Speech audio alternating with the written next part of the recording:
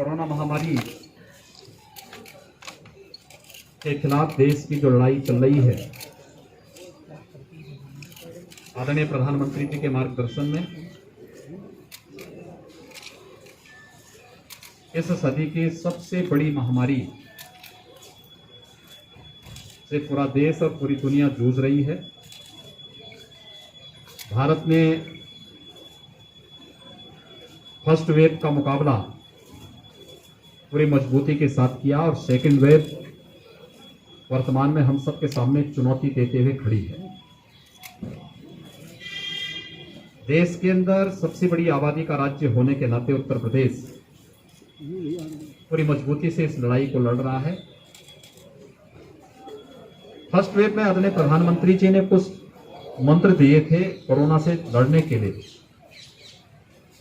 कि triple tree पर हमें ध्यान देना पड़ेगा। Trace, test and treat. Early and aggressive campaign के माध्यम से हम इस लड़ाई को बहुत मजबूती के साथ आगे बढ़ा सकते हैं। फर्स्ट वेव में यह आशंका व्यक्त की थी विशेषज्ञों ने कि उत्तर प्रदेश में एक्टिव केस 1 लाख से ज्यादा जाएंगे और उत्तर प्रदेश में एक्टिव केस 67,000 पर नियंत्रित गए थे और फर्स्ट वेव में जो यहां पर प्रतिदिन आने वाले जो मैक्सिमम केस थे वो 7,200 तक पहुंचे थे। सेकेंड वेव जब आई महाराष्ट्र के अंदर, दिल्ली के अंदर, जब पॉजिटिविटी बहुत ज्यादा बढ़ गई तो दुनिया के विशेषज्ञों ने, देश के भी विशेषज्ञों ने आशंका व्यक्त की कि महाराष्ट्र और दिल्ली की स्थिति से उत्तर प्रदेश तो आबादी का सबसे बड़ा राज्य है, इसकी क्या स्थिति होगी। और उन्होंने आशंका व्यक्त की थी कि 25 अप्रैल से लेकर के 10-15 मई के बीच में 1 लाख केस प्रतिदिन उत्तर प्रदेश में आएंगे।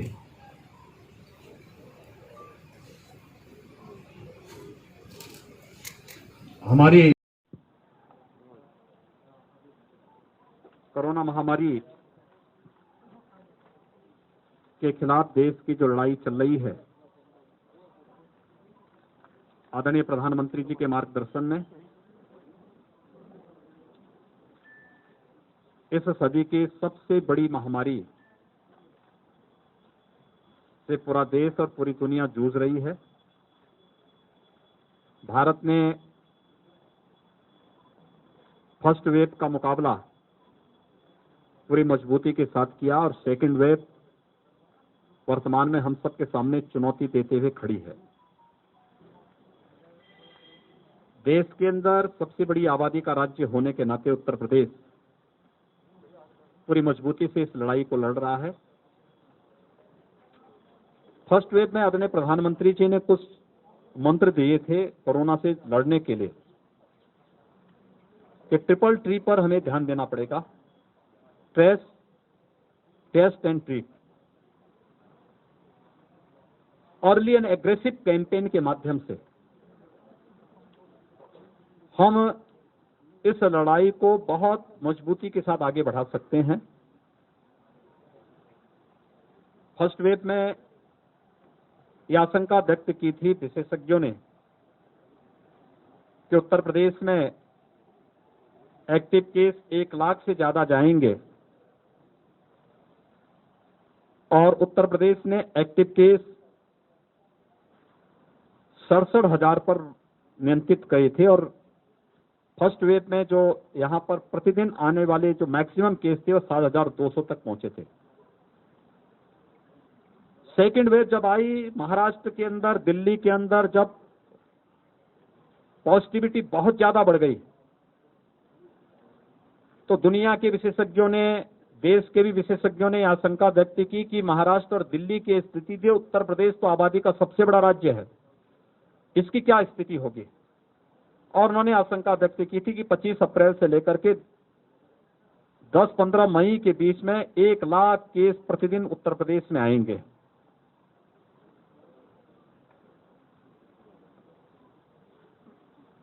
हमारी पूरी टीम ने, शासन ने, प्रशासन ने, जनप्रतिनिधियों ने, हमारे हेल्थ वर्कर्स ने, कोरोना वॉरियर्स ने, स्वयंसेवी संगठनों ने, आप सभी मिल करके जो एक रिजल्ट दिया है, इसमें उत्तर प्रदेश के अंदर एक दिन में सबसे अधिक पॉजिटिव केस आने वाली जो तिथि थी वह थी 24 अप्रैल, जिसमें 38,055 केस आए थे। हमारे यहां जो सर्वाधिक एक्टिव केस जिस तिथि को पहुंचे थे वो 30 अप्रैल थी, जब 3,10,000 एक्टिव केस उत्तर प्रदेश में थे। और आज जब हम 16 मई में हैं, 16 मई को 24 घंटे में जो पॉजिटिव केस आए हैं वह आए हैं 10,600 और एक्टिव केस वह घट करके अब आए हैं 1,63,000 तक। यानी हम लोगों ने पिछले 15 दिनों के अंदर एक्टिव केस 1,47,000 से अधिक एक्टिव केस उत्तर प्रदेश के अंदर कम हुए हैं। टेस्ट एंड टेस्ट ट्रीट की इस मंत्र को अपना करके हम लोगों ने इसी कार्यक्रम को आगे बढ़ा करके इस दौर, यानी उत्तर प्रदेश देश के अंदर सर्वाधिक टेस्ट करने वाला राज्य है। आज 4.5 करोड़ टेस्ट कर उत्तर प्रदेश अपना पूरा कर चुका है और ये एग्रेसिव कैंपेन इस दिशा में उत्तर प्रदेश के द्वारा प्रारंभ निरंतर चल रही है। पहला कोरोना पॉजिटिव जब यूपी में आया था तब हमारे पास टेस्ट की सुविधा नहीं थी। आज 2.5 से 3 लाख टेस्ट प्रतिदिन हम लोग कर सकते हैं। हमारे पास बेड्स नहीं थे। हमने फर्स्ट वेव में L1 फैसिलिटी के बेड की आवश्यकता थी, 1,16,000 तक उसे पहुंचाया था।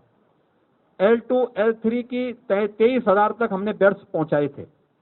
लेकिन सेकेंड वेव में L1 फैसिलिटी के बेड की आवश्यकता नहीं थी, L2 L3 की फैसिलिटी की आवश्यकता पड़ी, तो हम आज 80,000 तक पहुंचा चुके हैं। फर्स्ट वेव में ऑक्सीजन की इतनी आवश्यकता नहीं थी, लेकिन सेकेंड वेव में ऑक्सीजन की आपूर्ति कई गुना ज्यादा बढ़ी। लोगों ने डिमांड की ऑक्सीजन की। जिससे पहली बार देश के अंदर ऑक्सीजन एक्सप्रेस भारत सरकार के सहयोग से चले। एयरफोर्स के जहाजों के माध्यम से ऑक्सीजन के टैंकर भेजे जाते थे, वहां से ट्रेन के माध्यम से मंगाए जाते थे। और आज हम लोगों ने हर जनपद में सरप्लस ऑक्सीजन तक उपलब्ध कराने में इस दौरान हम लोग सफल रहे हैं। लेकिन फ्यूचर की आवश्यकता को ध्यान में रखकर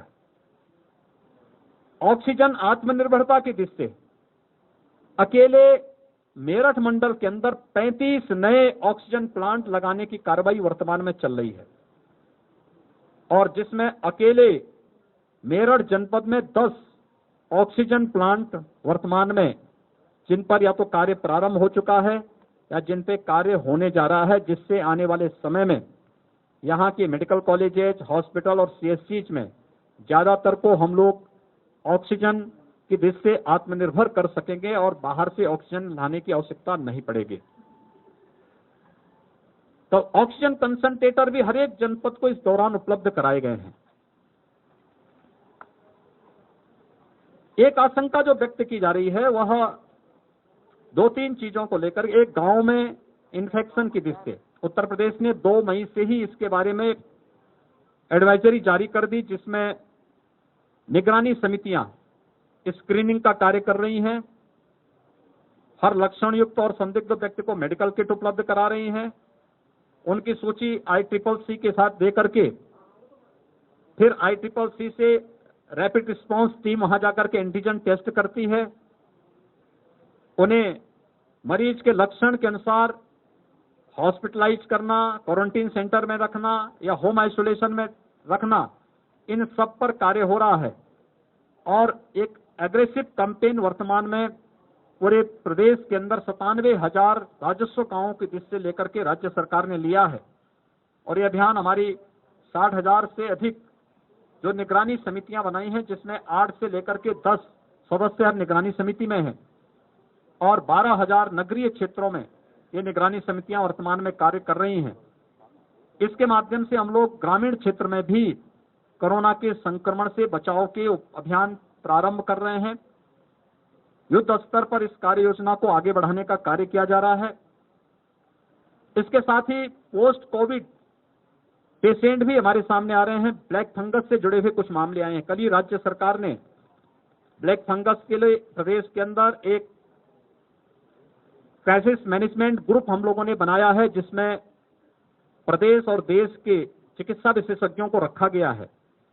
ये सभी ग्रुप इन सभी मुद्दों पर चर्चा करता है। सेकेंड वेव कैसे हम इसको फेस कर सकते हैं, थर्ड वेव में हमें क्या करना है, ब्लैक फंगस के लिए हमारी क्या रणनीति होनी चाहिए। कल उत्तर प्रदेश ने इसकी एक एडवाइजरी पूरे जनपदों में जारी कर दी है।